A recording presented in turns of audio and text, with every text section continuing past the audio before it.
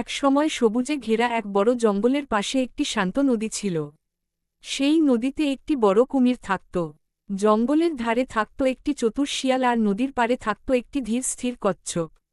কুমির ছিল খুব শক্তিশালী, কিন্তু একটু রাগী স্বভাবের।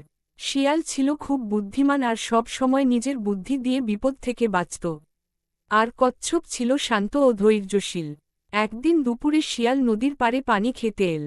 কুমির অনেকক্ষণ ধরে শিকার খুঁজছিল কিন্তু কিছুই পাচ্ছিল না। তখন সে শিয়ালকে দেখে মনে মনে ভাবল, আজ এই শিয়ালই আমার খাবার হবে। কুমির ধীরে ধীরে পানির নিচে লুকিয়ে রইল। শিয়াল যখন পানির কাছে এল, কুমির হঠাৎ ঝাঁপিয়ে পড়ে তার পা ধরতে গেল। কিন্তু শিয়াল খুব তাড়াতাড়ি লাফ দিয়ে সরে গেল। শিয়াল বলল, ওহে কুমির ভাই, তুমি তো খুব তাড়াতাড়ি রেগে যাও। একটু ধৈর্য ধরো না। কুমির রেগে গিয়ে বলল, আজ না আজ আমি তোমাকে ধরবই। এই সব কথা কচ্ছপ দূর থেকে শুনছিল। কচ্ছপ খুব দয়ালু ছিল। সে ভাবল, শিয়ালকে যদি সাহায্য করা যায়। পরের দিন শিয়াল আবার নদীর ধারে এল। কুমির আবার লুকিয়েছিল।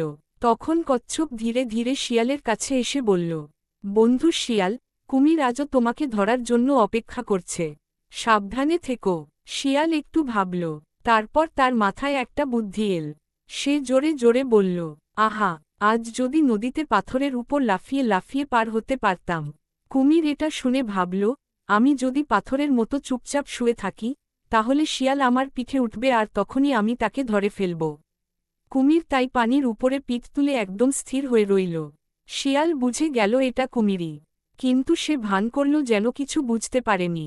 সে কুমিরের পিঠে পা দিয়ে বলল, এই পাথরটা তো নরম লাগছে। তারপর দ্রুত লাফ দিয়ে নদীর ওপারে চলে গেল। কুমির বুঝতে পারল সে আবার বোকা হয়েছে। সে রাগে ফুঁসতে লাগল। কচ্ছপ ধীরে ধীরে বলল, কুমির ভাই, শুধু শক্তি থাকলেই সব সময় জেতা যায় না, বুদ্ধিও দরকার। কুমির তখন লজ্জা পেল। সে বুঝল অন্যকে কষ্ট দিয়ে লাভ নেই। তারপর থেকে কুমির আর কাউকে ফাঁকি দিয়ে ধরার চেষ্টা করল না।